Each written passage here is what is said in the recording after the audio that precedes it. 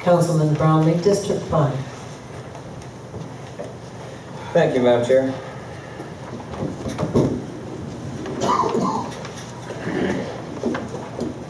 There's a question asked tonight. It said, how come nobody wants to talk? Well, first, I mean, it is true. There are very few who come to the microphone. But I think I might know a couple reasons why.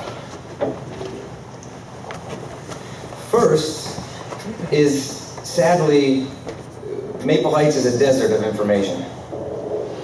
So what would you come up to talk about? What would you say that's intelligent? That's nothing against you. That's on us for giving you the information to have comments to make on. But then, secondly, when you come up here, I would be, frankly, I remember being there, coming up making comments.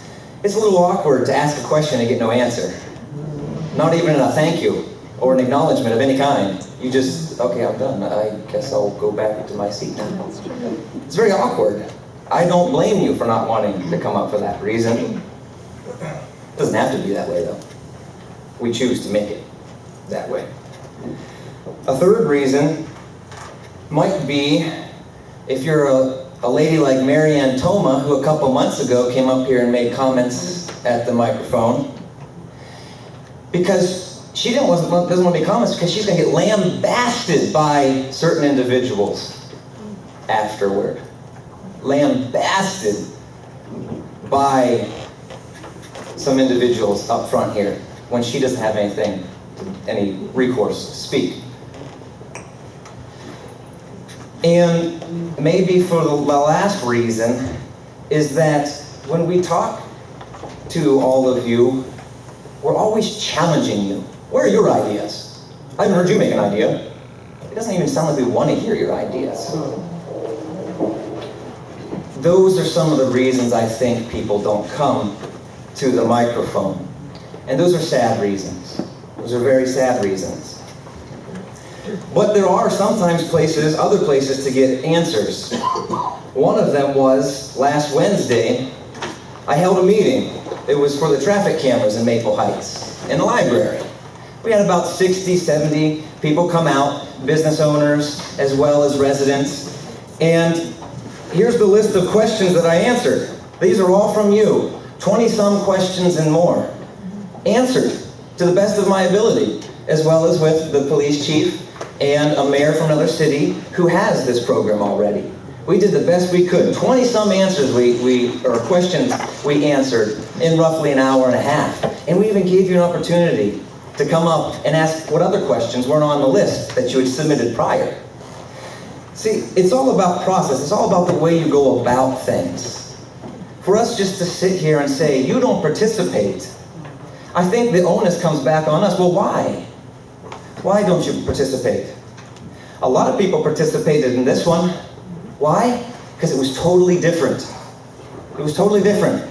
No one got lambasted. No one got ignored. Everyone was greeted kindly, no matter what your question was. And so I think that we can answer your questions. We can give you more opportunity to speak. Well, you have opportunity to speak, but you don't take advantage of it, and I don't blame you. I don't blame you. No one wants to be treated like some individuals can be when they come up to speak. But we had a good time at this meeting. We answered a lot of questions. People walked out saying, I got a lot of answers, even if they weren't for the cameras. They said, you know what, nonetheless, it was very informative. And I'm glad that it was. There will be more meetings like that coming up that we'll have at the library. I'll be organizing maybe more panel discussions so that I can get information to you so that you know what's happening, and then maybe you can have an informed opinion, because I think you deserve that. Each and every one of you deserve to have not just the opportunity to come up to the mic and talk, but the opportunity to come up and speak intelligently and have a good opinion on what's happening, because you have the information and you feel that you'll be respected when you step to the mic. We're in this together. May God bless you, and may God bless Maple Heights. Councilman Trojanski, District 6. Good evening. Thank you everyone for coming out. Speaking on the issue of sharing of information and civic engagement and getting the residents involved.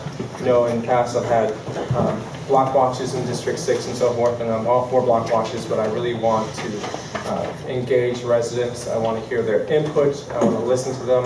I want to work constructively on issues. And so what I'm doing is I'm starting a District 6 on the Move neighborhood association. It brings the district together in unity and solidarity. It brings the residents closer together. They feel validated. They have a voice where they can come. They have a forum where once a month we'll have a meeting. I'll bring in a guest speaker. I'll have a police officer represented present so that the officer can give information on what's happening in our ward, as well as residents can identify issues of concern regarding safety and concern, but also hearing from the residents, because we want to hear from you. We want to listen to you, what your concerns are, what suggestions you are. You want to feel validated as a resident. You want to feel a part of the community that you live in. And so this will provide that forum once a month in District 6. So the first meeting will be this Saturday, August 23rd at the library from 11 o'clock until 12:30 in the auditorium. So if you're from District 6, I welcome your presence. I hope to see you there on Saturday. Also, I have on the back table is the August newsletter for District 6 residents. So on your way out, pick one up tonight. Thank you. Councilwoman Agee, District 7. Good evening. Over the last couple of months, City Council has had to make some tough decisions in order to keep the city running. For example, we had to eliminate recycling, and we had to add the traffic cameras. I have been receiving a whole lot of disturbing calls saying that they need to get rid of all the council members should go. But not one call, not one person said, what are we going to do? How can you guys, nobody gave any suggestions. Everything is negative, negative, negative. And here's the thing. There's no more recycling. I mean, just get over it. There's no more recycling. Okay? But it's places where you can go to take your recycling. You have that opportunity. The second thing, the traffic cameras, they're here. And it can't be removed. But in November, if you want to remove the cameras, go vote and remove them. But let's move on. Y'all keep talking about the same things. Recycling and the traffic cameras. Go vote in November for the traffic cameras and remove them. Now moving forward on a positive note, I'd like to recognize two of my residents, Ms. Richardson and Mr. Miller. These two residents that's taken it upon themselves to call me when something is going on, keeping me informed. And I'd like to say thank you. And on Saturday, August the 23rd, I'm having an annual back to school rally. 5333, here's so much. End of report. Thank you, Adriana. Councilman Adams, District 1. Richard.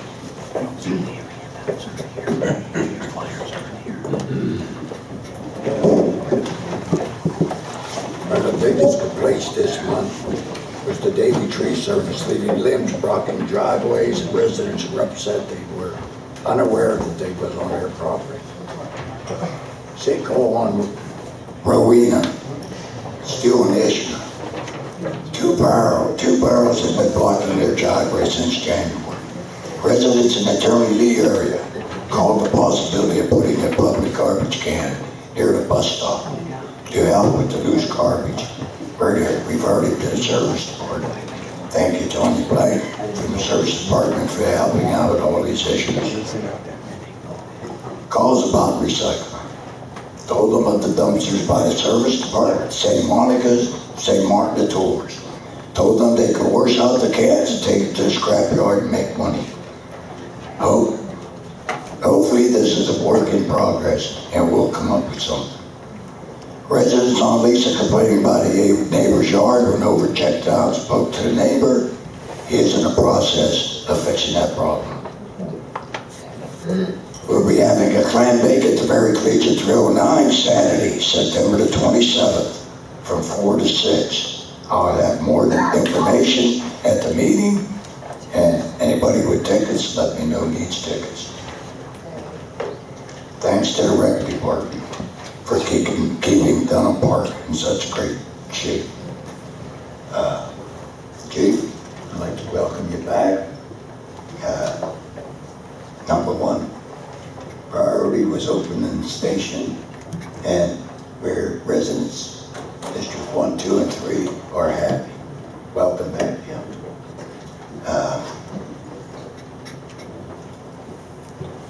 And about the child, Mrs. Blackwell, I'm awful sorry about your grandson. The fellow was not speeding. He stopped at the stop sign. The house had to be closer than 200 feet from where the child ran into the car. That's what they say. Now, if he was speeding, if there wasn't a stop sign, and let me tell you, I had a lot of calls about that stop sign, people going through. If he didn't stop, then that child would have came out. It would have been a different result. And I do see cameras that made a difference all over the city. People are slowing down. It's making them aware, looking at their speedometer. So I'm glad we have them, and I wish we could have more, especially on my side of town, because my tablet's filled with complaints on speeders. And I asked those in the school starting to watch Dunham Road and the school crossings, because we don't want no child in it.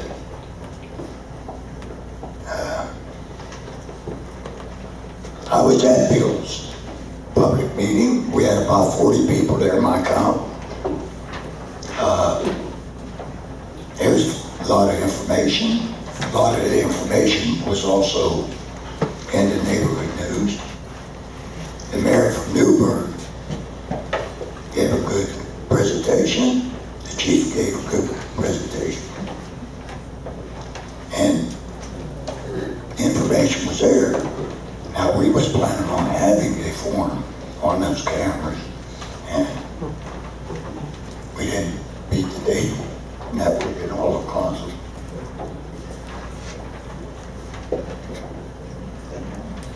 You know, we all have a right to feel, and at that meeting, I heard residents saying that they did not know,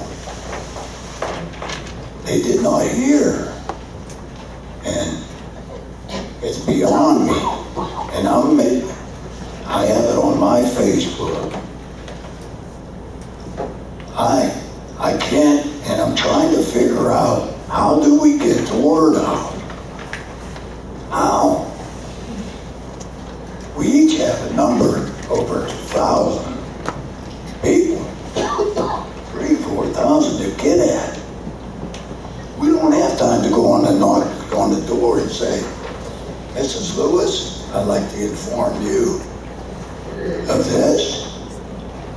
We have 5, 6 pieces of legislation. You all live in a city. You should want to know what is going on in your city. There's the neighborhood news. There's our Facebook. There's the city website. And there's my telephone numbers. Call me anytime.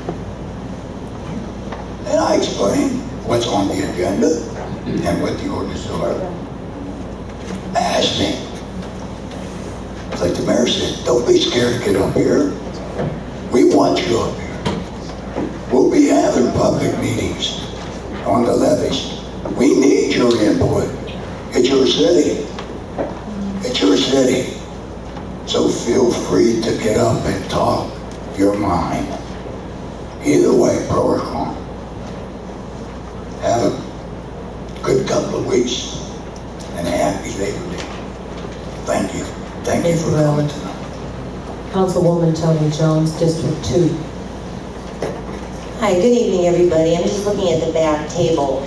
There were some HEAP applications there that just came out hot off the press for anyone that does not get them in the mail, or for anybody that is now of age or qualifies by income. If you go ahead and fill that out now and send it down to the state, it's for a one-time credit on your gas bill. So I just want to make sure I didn't forget about telling you about that. We have been very busy. There's been a lot of meetings. We have been working Monday, Tuesday, Wednesday nights almost throughout all of July and just catching up with life in general as well as whatever we need to do in our districts. We did overlook some things, and unfortunately, and this was brought up at Councilman Brownlee's camera forum, we did neglect to hold a public forum about the cameras. For as many times and as many meetings as we had to discuss it amongst ourselves, even though there were open meetings for people to attend, and even though, as Alex said, it was in the neighborhood news, it was on the website, it's on the police website, it's on my Facebook, you're gonna always miss somebody. And, you know, just one big public, I'm sorry, we missed somebody. And I think we have to try to at least try to move on. I mean, you know, we tried. And, you know, we all make mistakes, and there's always the shoulda, couldas, and we didn't. So just chalk that up to remember us when you vote next time. That's all I can say. As for the safety of the schools, for the lady on Evening Star, there were people that have also called me on Dunbury, and we just put out a little thing on Facebook, and I think the city also put it on their website. Where would you like to see a speed camera? And there were so many side streets that said, me. And I could agree, because I'm on 146th and James, and 146th is just a throughway. I hear you on 141st, even though that's not my district, but I remember when there was a stop sign in every single corner, and you had to do the rollback or you got a ticket. That was just grueling. But the only way that we could maybe do some type of traffic calming there, you do need to get in touch with the superintendent. Unfortunately, the schools are the ones that hire our auxiliary police that were out there last year, and if they don't have a contract with them, I don't know what's going to be happening, and we have to watch the kids.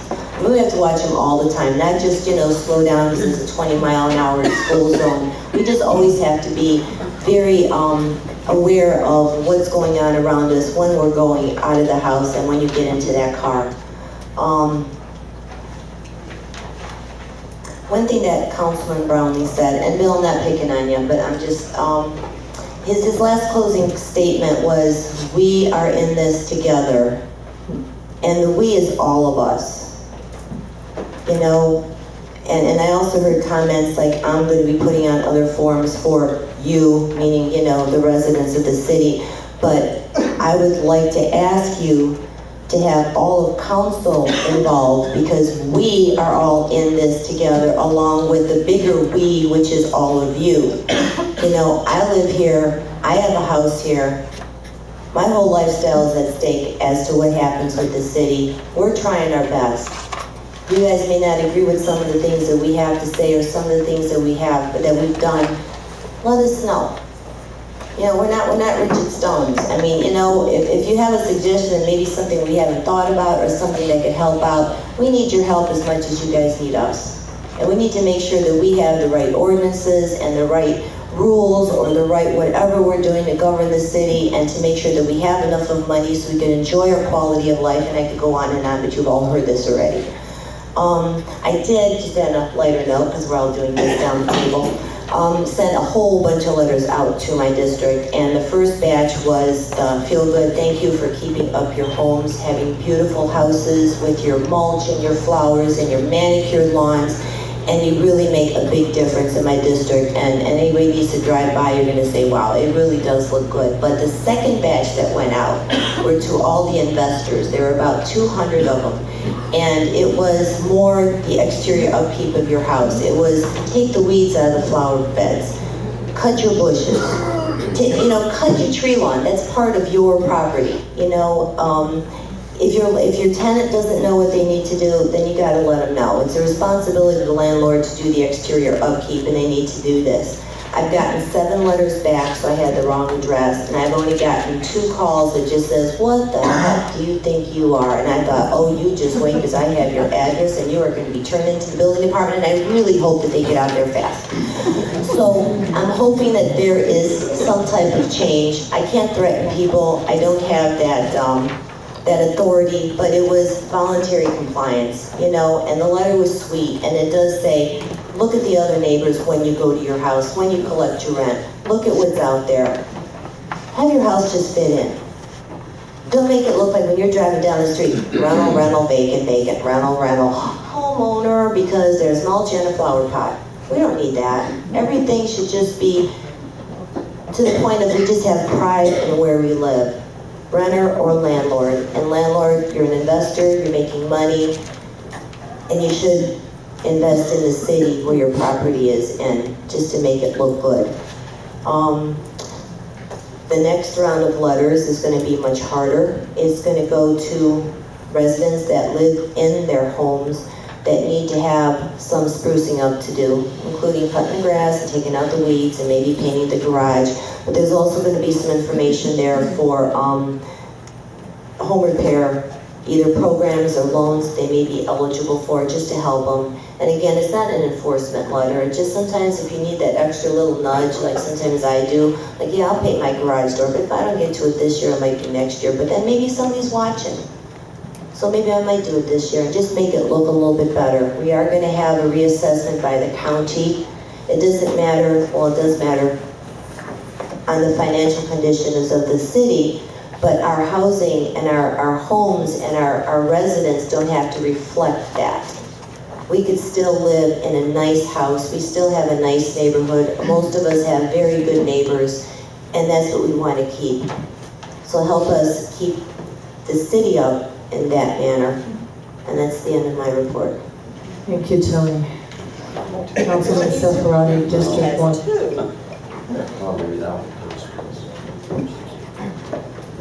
Thank you, Madam Chair. I wanted to thank Chief Castellucci for coming out of retirement and offering his time to our city. Thank you for stepping up to the plate and, offering your services and your wisdom, because you were a chief for a long time, and we appreciate that very much. Thank you. I wanted to touch on the subject of 141st. It's been a problem for many years. We do know that. I was not here when the stop signs were up, but I did talk to the previous chief of police and the law department at that time about putting a stop sign at 141st and Fraser.